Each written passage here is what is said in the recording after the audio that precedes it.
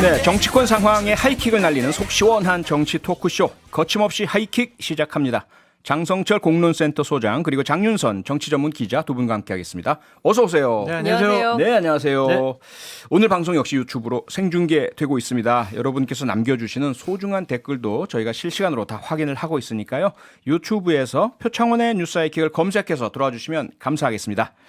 네, 오늘의 첫 번째 주제 대통령실 사적 채용 논란입니다.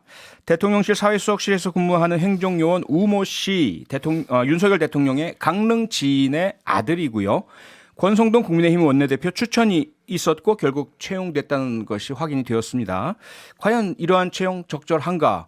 장성철 소장님 어떻게 생각하십니까? 저 말고 장윤성 기자님한테 먼저 네. 곤란해 하실 것 같아서 먼저 찔러봤습니다. 공정하고 상식적이지 않죠. 네. 법에 문제 없다라고 인식을 하는 것 자체가 좀 잘못됐다라는 생각이 들고요. 예. 그 권성동 원내대표께서 대통령과 대통령실을 보호하려 하다 보니까 너무 무리했고 부적절한 말씀을 하신 것 같다. 네. 국민들은 왜 법적으로 문제가 없어요? 라고 물어본 게 아니잖아요. 그렇죠. 이게 맞냐라는 거잖아요. 그렇죠. 그러니까 여러 가지 이제 후속 취재를 통해서 예. 본인 지역의 뭐 선관위 위원이고 또한 1,000만 원 정도 정치 후원금을 한 사람이고 예. 누가 봐도 부적절하죠. 이것이 또 해명하는 과정에서 나는 7급주라고 그랬는데 그것밖에 안 줘가지고 내가 정말 화가 났어. 그건 정말 이해를 못 하겠어요. 제가 아는 권성동 그러니까요. 원내대표 이런 분이 아닌데 그러니까 대통령을 보호하려고 하다 보니까 너무 좀 아하. 오버하신 것 같다. 그래서 네. 참 안타깝고 우려스럽습니다. 네. 장윤성 기자님 혹시 달리 보십니까? 뭐 비슷한 견해인데요.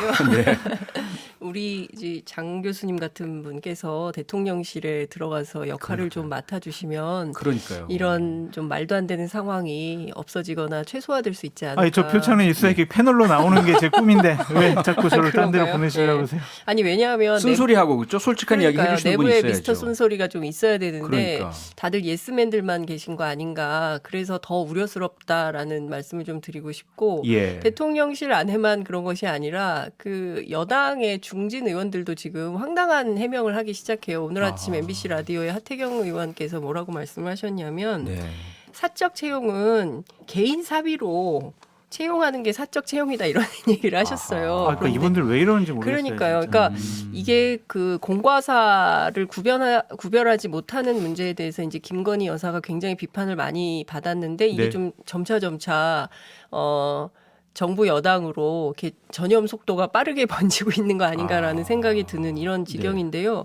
우선 권성동 원내대표에 대해서 사퇴 요구가 나오기 시작했습니다. 오늘 강릉 시민행동이라는 시민단체에서 예. 더 이상 원내대표나 그리고 국민의힘 대표 권한대행을 할 만한 역량이 안 된다. 그만두시라 뭐 이런 얘기를 했고요. 네. 그리고 관련해서 강릉 선관위에서 조사에 착수를 했습니다. 아하. 이 문제는 현직 국회의원과 현직 선관위원 간의 유착 관계에 있다는 것을 좀 의심해 볼 만한 여지가 있고 네. 그리고 다른 것보다도 김영란법 위반 여부를 좀 따져봐야 될 것 같다. 부정청탁 의혹 때문에 그런 것이죠. 네. 그러니까 단순하게 그 선거에 공을 세웠기 때문에 공을 세운 자에 대해서 당연히 대통령실에서 근무할 수 있는 거야. 뭐 문재인 정부 때는 안 그랬어. 당연히 너희들도 그랬잖아. 그러니까 우리도 이 정도는 해도 돼라고 항변을 하시지만 네. 과거에 문재인 정부가 그랬다고 굉장히 세게 비판을 했었거든요. 그랬죠.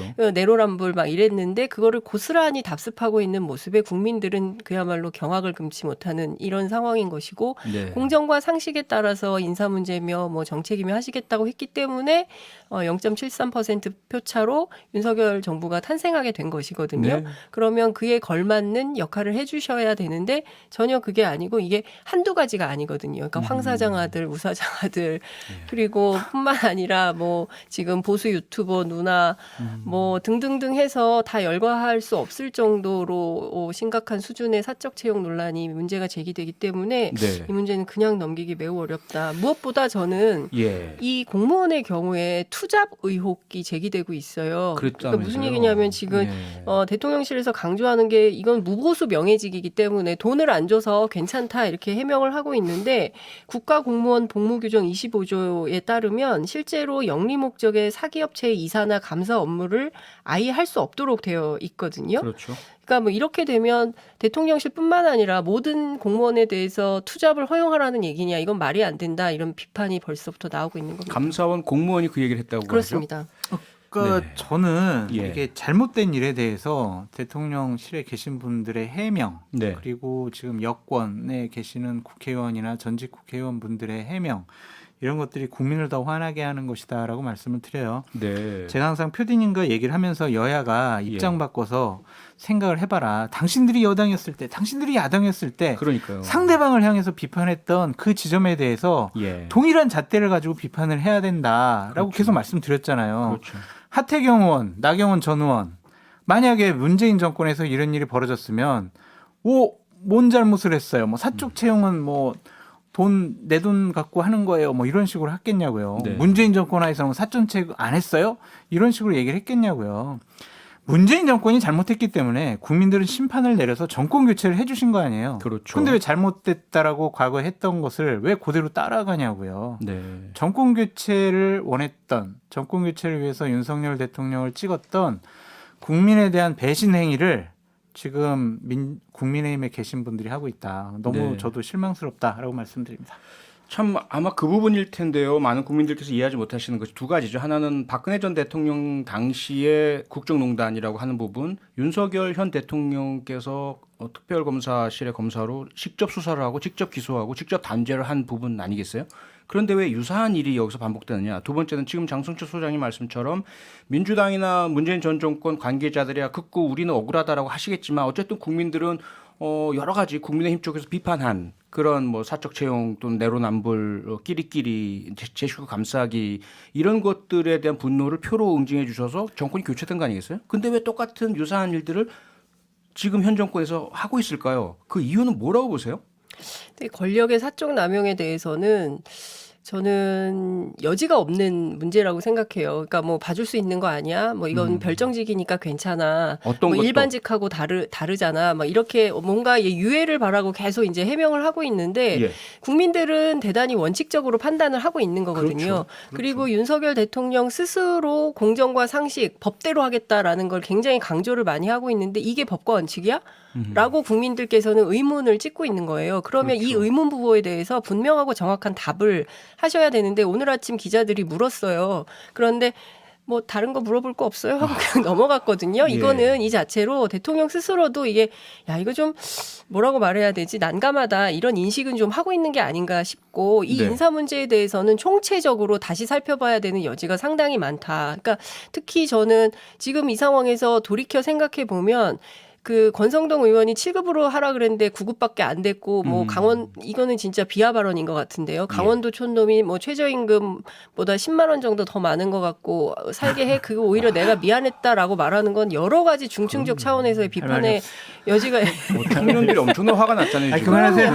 도대체 그거는 그만하세요. 용납할 수가 없는 발언이죠. 그러니까요. 그러니까 이게 강원도 또 그렇지만 그런 말 하면 안 되잖아요, 요새. 되죠. 안 절대 되죠. 그런 말 하면 안 되는데 아무런 문제의식 없이 그냥 그런 얘기는 해도 된다고 생각하시는 건지 이거 진짜 상황 인식의 엄중함에 대해서 너무 네. 장 교수님께서 입을 지금 못 담으셔가지고 제가 더 얘기를 해도 그 되나 싶은 생각. 작년 6월 29일 날 네. 윤석열 당시 이제 후보가 정치를 전 하겠어요라고 선언하고 난 다음부터 캠프가 꾸려졌었잖아요. 그렇죠.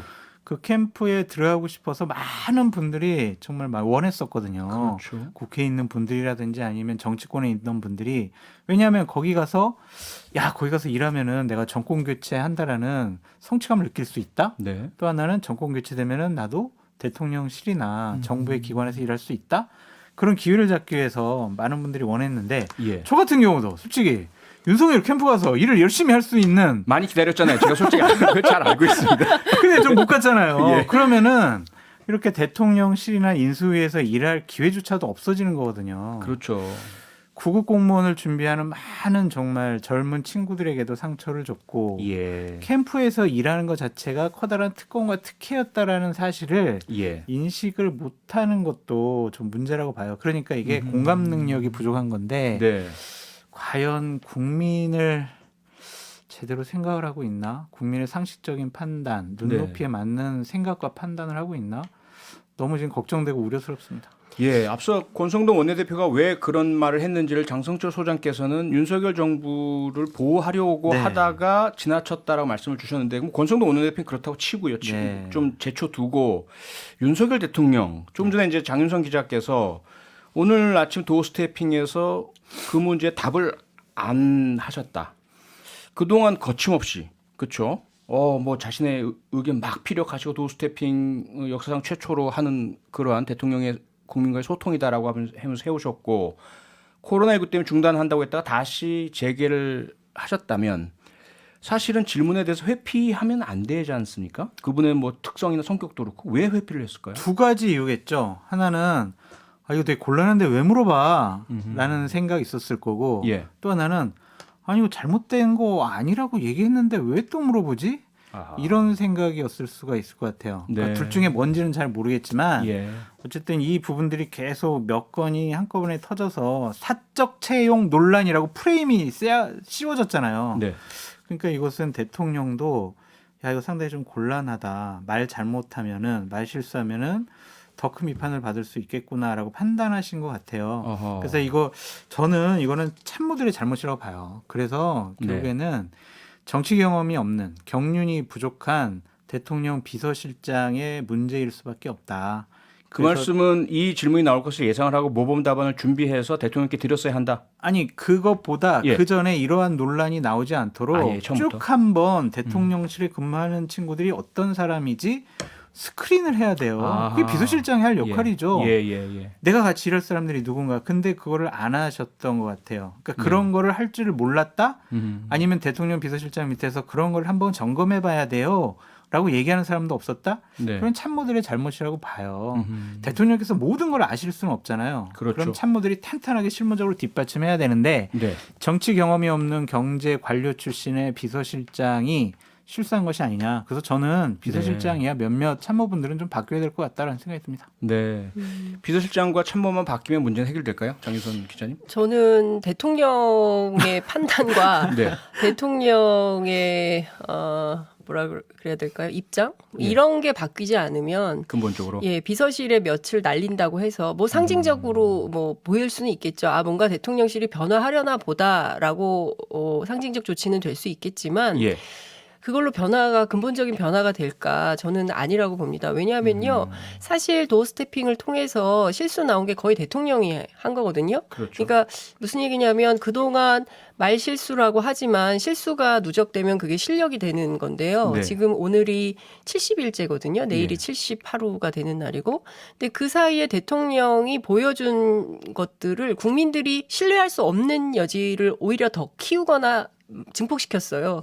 그래서 사실은 대통령실에서 대통령의 얘기를 수습하고 해명하느라고 진땀을 빼는 경우가 굉장히 많았고 그 과정에서 이 사람은 이 얘기하고 저 사람은 저 얘기하고 서로 딴소리에서 엇박자가 나고 내부에서 상당한 혼란이 있었을 거라고 생각합니다. 그런데 네. 아무도 이것을 해결할 수 없는 뭐 이런 거고 급기야 이제 그 권성동 원내대표의 말을 통해서 이번 인사의 총체적인 난국의 핵심에 장제원 의원이 있었던 것이 이제 확인이 되는 거고 그에 대해서도 책임을 누군가는 져야 되는데 이걸 어떻게 처리할지도 굉장히 난망한 이런 상황이 되는 거고 네. 지금 지지율이 오늘 조사에서 보면 더 빠졌거든요.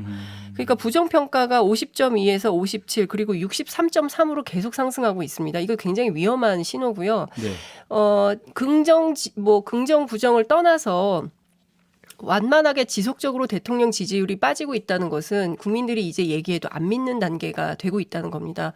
그러니까 뭘 하기가 되게 어려워지는 거예요. 국민들이 네. 지지하고 신뢰하고 그래도 한번 우리가 뽑았으니까 믿고 기다려보자 이게 돼야 되는데 그렇죠. 조금 더 지나면 윤석열 정부에서 얘기해둔 나는 안 믿어 이런 게 이제 구축이 되는 겁니다. 그러면 대통령이나 정부에서 어떤 정책도 힘이 안 실리는 거예요.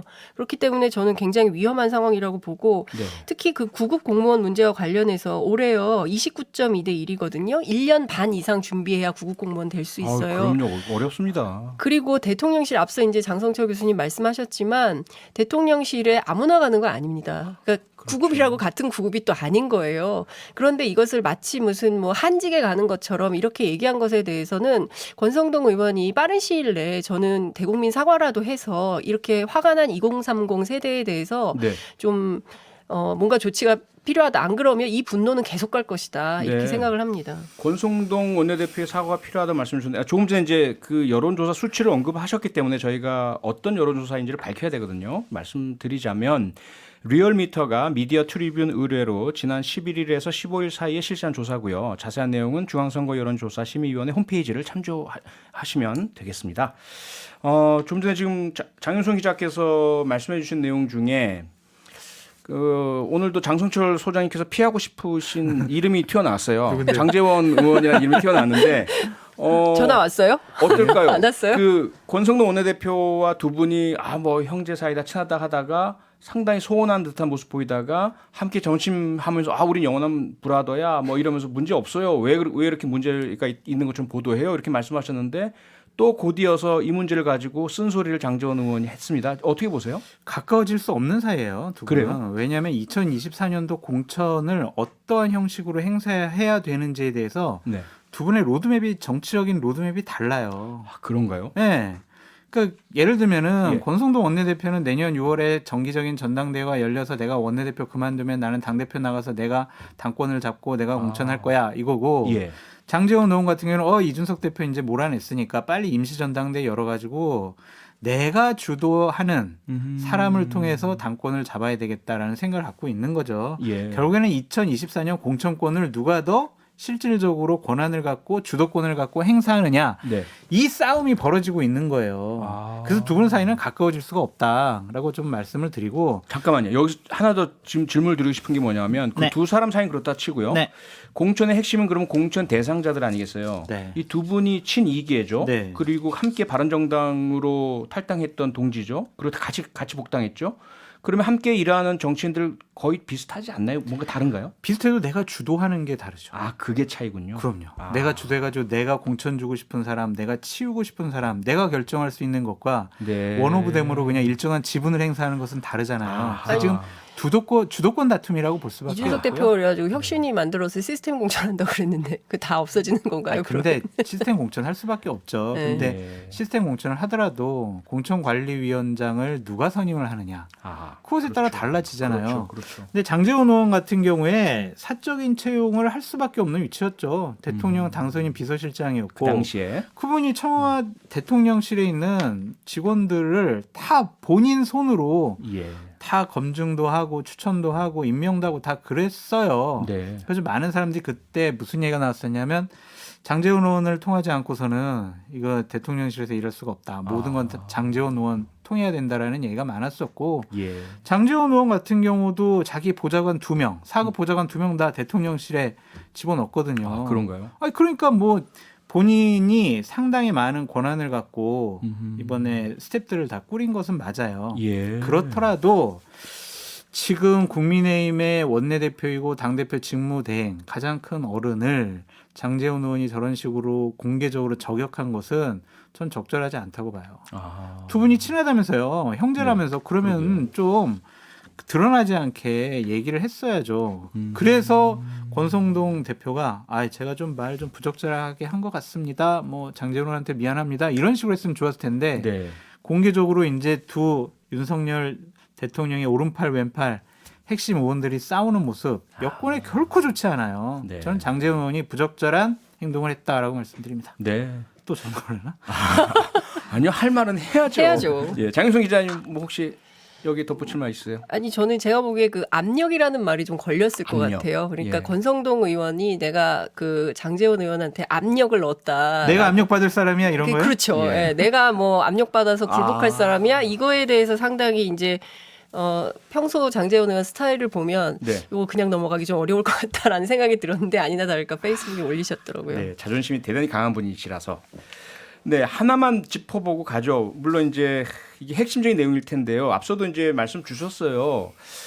장성철 소장님께서 이 정부가 어떻게 탄생했느냐, 공정과 상식이라는 정의와 또 상식. 법치라는 네. 이 가치 하나로 사실은 정권 교체가 이루어진 것이나 다름이 없는데 벌써 2달밖에 안 됐는데 그것이 무너져 내리는 모습을 보인다. 이거 왜 그런 것이며 이거 회복 가능할까요? 회복 가능했으면 좋겠어요. 2달이 막 지났는데 예. 국민들로부터 당신네들 싫어. 당신네들한테 기대할 게 없어. 이런 식의 부정적인 평가가 긍정 평가보다 2배가 더 높다면 네. 앞으로 국정 운영하기 힘들 거예요. 예. 국민들이 불편해하고 인기 없는 개혁들 해나가야 되잖아요. 국민연금 개혁해야죠. 건강보험도 개혁해야죠. 네. 공무원연금 개혁해야 되는데 예. 국민들이 지지를 해주지 않으면 이거 어떻게 개혁을 해요. 자칫 잘못하면은 지지율에 연연하지 않다가 네. 국정 운영을 못하게 될 수 있는 가능성이 있다라고 보여집니다. 그래서 지금 표디님의 질문에 저는 이렇게 대답하고 싶어요. 꼭 그렇게 하셔야 된다. 아하. 그런 식으로 저는 네.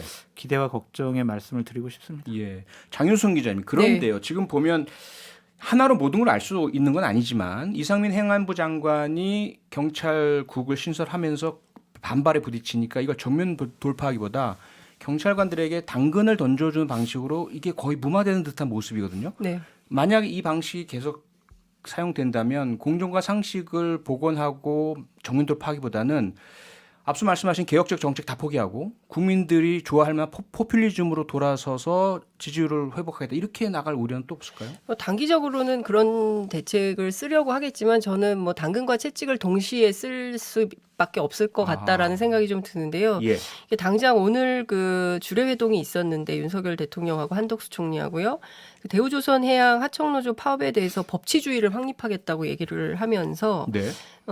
사실상 형사처벌하고 손해배상 청구를 예고를 했습니다. 그러니까 노동조합에 대해서도 이제 한치의 양보 없이 이를테면 사법처리 이런 가능성을 염두에 두고 가고 있고요. 예. 그리고 뿐만 아니라 이제 경제의 문제는 정말 파고가 점점 세지고 있는 상황이에요. 그렇죠. 가계대출 금리가 7%대까지 만약에 올라가면 네. 최저생계비 빼고 원리금을 갚기 어려운 사람들이 190만 명이 된다는 통계가 오늘 나왔습니다. 네. 이거를 어떻게 정리 조정을 할까 이 고민이 있고 또 하나는 지금 B2 문제와 관련해서 예. 이 탕감해 주는 거에 대해서 이게 공정이고 이게 상식이냐 이거 진짜 네. 심각한 문제 아니냐라는 비판이 계속 나오고 있거든요. 그렇죠. 근데 여기저기서 산발적으로 다 터지고 있는 이런 문제들을 네. 감당 가능할까? 거기다가 지지율은 계속 떨어지고 있고 거기다가 이제 대외 변수도 지금 생기고 있거든요. 그리고 이제 중국과 관련해서 이제 내일 대통령께서 그 앨런을 만나게 되는데 네. 만나서 그 이른바 칩4 동맹이라고 하는 반도체 관련해서 동맹을 맺게 된다면 예. 또 중국이 가만히 안 있겠죠. 그러니까 대외 변수, 대내 변수, 경제적 악화 여러 가지 변수들이 막 산발적으로 터지는데 예. 지금 계속 싸우고 있거든요. 내부에서 대통령실 안에서도 그렇고 네. 여당끼리도 여당 내부에서도 그렇고 그렇기 때문에 어떤 측면에서 보면 탈출구가 잘 없어 보인다. 반등의 기회를 찾기가 매우 어려울 것 같다. 이런 전망이 지금 가능할 장 것 같습니다. 기자님이 되게 중요한 포인트를 집어주셨는데 네. 장 기자님 워딩이 이렇잖아요. 윤석열 정권이 감당 가능할까? 탈출구가 있을까? 이건 예. 무슨 의미겠어요? 너희들은 무능력한 것 같아. 예. 그 프레임에 갇히면은요 정말 지지율 회복하기 불가능할 것 같아요. 어렵죠. 그러니까 민생 경제에 집중하는 모습을 보이려고 오늘부터 여러 가지 이제 정책 현안에 대해서 말씀을 많이 하시더라고요. GTX-A도 빨리빨리 이거 개통해 소통해 막 이렇게 얘기를 하셨잖아요. 예. 이러한 부분들이 또 잘 진행되지 않으면 정말 내일 만날 앨런과도 여러 가지 문제가 해결되지 않으면 아하. 무능력한가? 정권을 담당할 국정을 운영할 능력이 있을까? 그것까지 만약에 의심이 된다면 네. 정말 큰일이죠. 그래서 이미 빨리 끊어야 그런 돼요. 보도가 나오고 있습니다. 아니 그래 2달 예. 조금 지났는데 좀 응원해 잘했으면 주시죠. 네? 그게 아마도 그러니까요. 잘했으면 왜냐하면 우리가 좋겠어요. IMF 구제금융 위기를 겪었던 경험이 여전히 네. 트라우마가 남아있기 때문 맞습니다. 아닐까 싶어요. 예, 맞아요. 또 그렇게 되기 전에 빨리 뭔가 해결책을 그러니까 내일 마련해야 중요한 게 하는. 통화 스와프가 네. 체결돼야 돼요. 안 그러면 환율이 네. 정말 더 많이 올라갈 수 있기 때문에 그렇군요. 그것도 하나의 능력의 그렇습니다. 바로미터가 될 수도 있어요. 알겠습니다. 어쨌든 뭐 여야 진보 보수 떠나서 대한민국이 잘 되고 국민이 잘 사는 게 그럼요. 제일 우선이니까. 근데 민주당은 맞아요. 얘기 안 해요? 민주당 야당도 예 문제 많죠. 그 문제 예, 오늘 시간이 되나요? 그럼 이제 국회 문제 얘기하면서 좀 얘기 좀 해보죠. 네. 국회가 앞에서 했다고 제작진 지적해 주네요. 민주당이 너무 뜨겁다 보니까. 지금이 거의 동시 접속자가 10,000명인데 와. 이때 민주당 얘기도 좀 비판했어야 되는데. 했죠. 앞에서 앞에서 민주당이 자, 이제 국회 했다는, 얘기 예. 그러면 그 민주당 문제부터 해서 얘기 좀 해주세요. 아니, 그러니까 왜냐면 뭐 남았대요. 지금 국회 원구성도 제대로 안 되고 있고 도대체 뭐 하고 있느냐 얘기 좀 해주세요. 예. 그뭐 민주당이 너무 욕심을 부리는 거 아니냐. 일단은 정권 교체가 됐고 예. 일단은 국정 운영을 한번 해보라고. 네. 자, 국민의힘 너희들이 한번 국회까지도 너희들이 하고 싶은 대로 한번 해봐. 그렇게 맡겨줘야 발목 잡지 않는 야당 아하. 이런 평가를 받을 수가 있어요. 근데 네. 계속 이런 식으로 원구성 협상 안 되게 하다 보면 예. 발목 잡는 그런 야당 프레임에 갇히면은 민주당이 결코 좋지가 않다. 그래서 그냥 화끈하게 과기정통위원장도 그냥 국민의힘 줘버려라. 이렇게 행안위양 말씀드립니다. 위원장도 주고 네. 법사위원장 준 김에 장윤성 기자님 그렇게 하면 왜 안 되나요? 뭐 다 줘도 저는 상관없을 수도 있을 것 같다는 생각이 좀 들고요. 뭐 네. 이거 뭐 누가 장을 하느냐에 따라서 논쟁할 때가 아니다. 예. 네, 국회가 열리고 국회가 해야 될 일을 제대로 하면 이제부터는 국회의 시간이고 네. 국회에서 윤석열 정부의 방향을 잘 잡아주는 것이 또 야당의 역할이다 이런 생각이 그럼요. 좀 듭니다. 알겠습니다. 오늘도 거침없는 정치평론 해주신 두 분 감사합니다. 장성철 소장, 장윤성 기자 두 분께 감사드리겠습니다. 수고하셨습니다. 네, 감사합니다. 고맙습니다. 평일 저녁 6시 5분에 여러분을 찾아갑니다. MBC 라디오 표창원의 뉴스 하이킥.